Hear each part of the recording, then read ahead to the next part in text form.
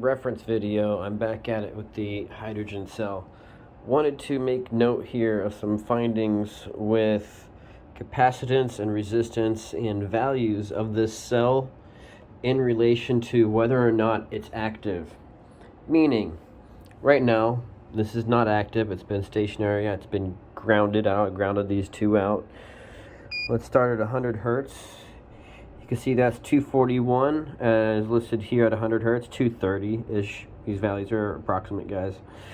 At 100 hertz, so going to, let me turn the light on, going to 1 kilohertz, 80, and that's 90 to 105, so that's about right what I've been reading.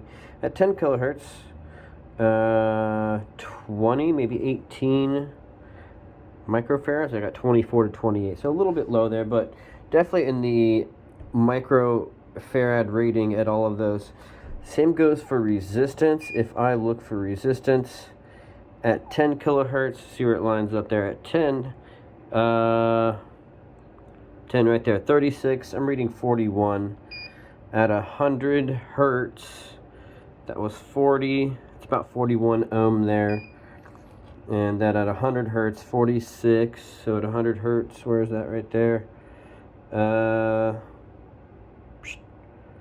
41, I had 46 on this. So these readings are accurate for a larger degree here. I'm going to pause it and hook up this cell. In this series of videos, I document my progress on unlocking the secrets of Stanley A. Meyer.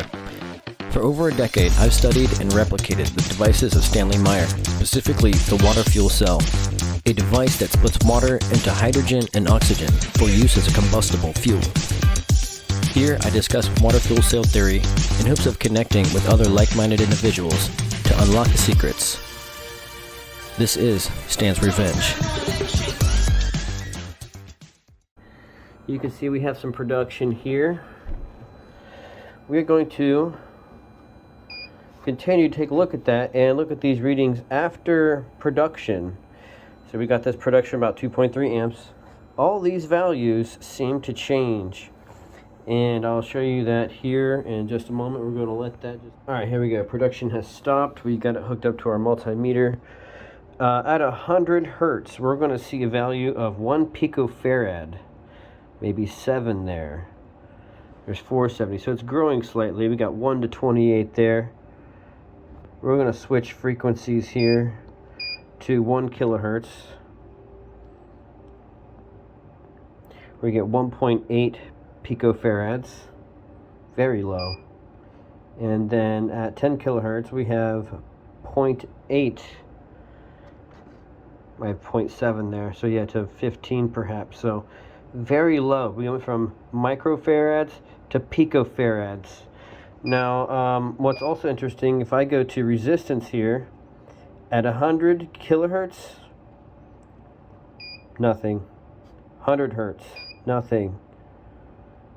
120 hertz, nothing. 1 kilohertz, nothing. No resistance, or so much resistance it can't read. What I'll do here is, you'll see this here, just short this out. We're going to short these connections out with one hand the best I can. Hold. There you go, shorting those out completely. We're going to go to our LCR meter here. We're going to look at capacitance. Back up in the microfarad range. That 10 kilohertz. We're at 24 to 28. We're at 23. So yeah, back to those ranges again. Look at 100 hertz. There's 300 microfarads. That's higher than what I read previously. So 1 kilohertz, 108 microfarads. We had about 90 previously. What was that? Right there. So you can see these readings here, accurate. And what I'm trying to get at is when the cell is active and there's production, even when it's turned off, there's still, like a capacitor, energy in that cell. And that affects the capacitance value of it. So you have to test your values. What I'm theorizing is you have to test your values based on the capacitor being energized. Point being is that we have completely different ranges here. And if you're trying to make a resonant circuit with, let's say, 10 kilohertz, and you have you're basing your resonant frequency off of a 24 microfarad capacitor, you're never going to find it if it actually reacts at less than 1 picofarad. So those are going to be completely different inductance values for your inductors. And I think this is where people don't know how to design the coils to match the cell's resonant frequency, because they just don't know the correct values. So we're going to base our values off of these numbers, not these, and we're going to see what we get. Pieces. This is Stan's Revenge.